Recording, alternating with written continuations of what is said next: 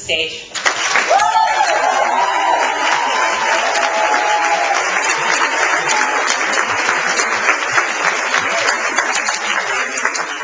Good evening.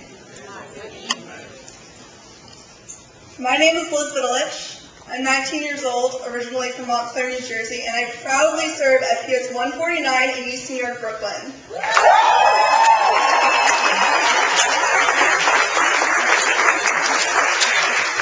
I first heard about City Year from a former camp counselor of mine, Gail, who is a proud alum of City Year Philadelphia. Gail is a truly amazing, inspiring person, and in one of our many heart-to-hearts, she mentioned that a life goal was to revolutionize the American education system. Besides the fact that this was the first time I'd heard a career goal beyond doctor, lawyer, or journalist, I was working intensely with kids for the first time. So when Gail told me about City Year, I recognized it as a great opportunity to contribute to society. Our conversations ignited in me a passion for education reform, but that's not the only reason I'm here at City Year. 2 years ago, when I was 17, my family suffered a very tragic death. My Uncle Ed was murdered. I was shocked at hearing the news, but any faith I had left in humanity was tested later, when my Uncle Eddie's murderer was caught, and I found out that the perpetrator was my age. I quickly realized that anger wouldn't serve me any good, and I began to wonder, why? What could have possessed a kid to kill someone? My curiosity got the best of me, and I Google searched my uncle's murderer and read police reports. And from what I gathered, the perpetrator lived in a single-parent home in a low-income area and was placed in classes for children with behavioral issues from the time he was in 2nd grade. Everything that went wrong in his life and put him on this path of destruction was due at least in part to the fact that no one cared about him or knew enough about life to support him in an effective way.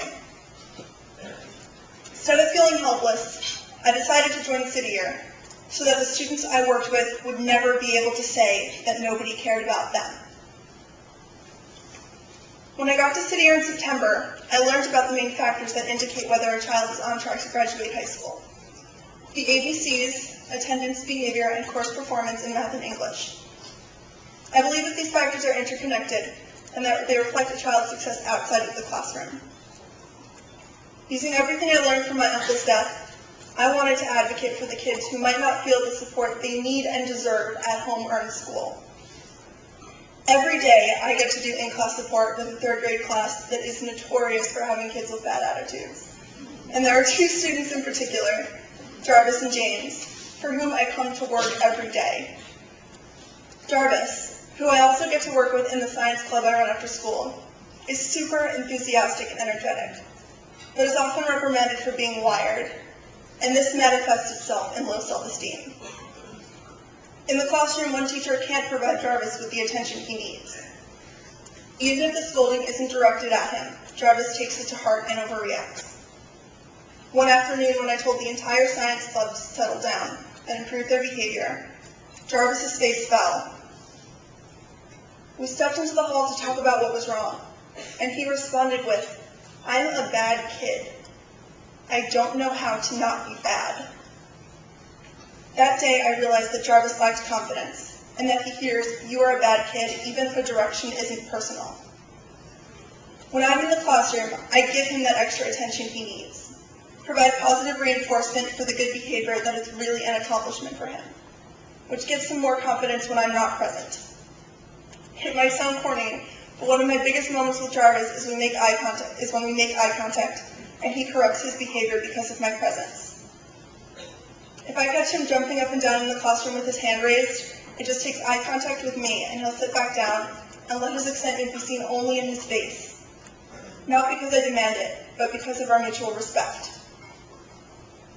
The other student I work with, James, is also very excitable, but instead becomes defiant and aggressive when he gets into trouble.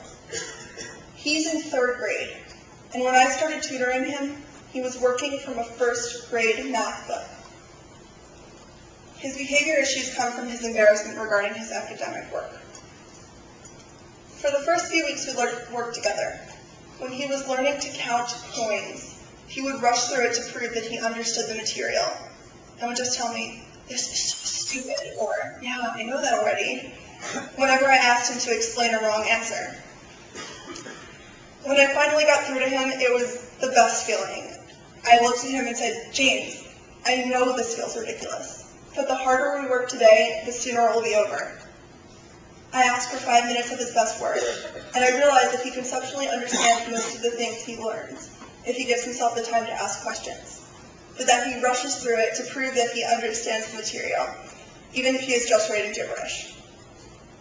Through patient, one-on-one tutoring and building good study habits, James started to get the right answers. Since then, we've been able to put the first grade book away. And now, James has his multiplication table memorized up to 7. To see the actual change in James and his feelings about school is truly inspiring. Sitting here has given me the tools to realize how deeply I care about the issues I face every day, and has incited in me the will to correct them. And I'm only one core member of 234 in New York and 1,600 across the country who are making a difference. Next year, I will attend college in Wisconsin, after which I hope to re-enter the world of idealism and social change. Though my time with Jarvis and James is limited, I can only hope that they are reminded of our relationship in the coming years whenever they see the red jacket in their school and neighborhood. There is nothing I can do to change the past, but I'm honoring both my uncle and the young man who took his life every time I work with Jarvis and James. They will always be able to say, "Someone cared about me."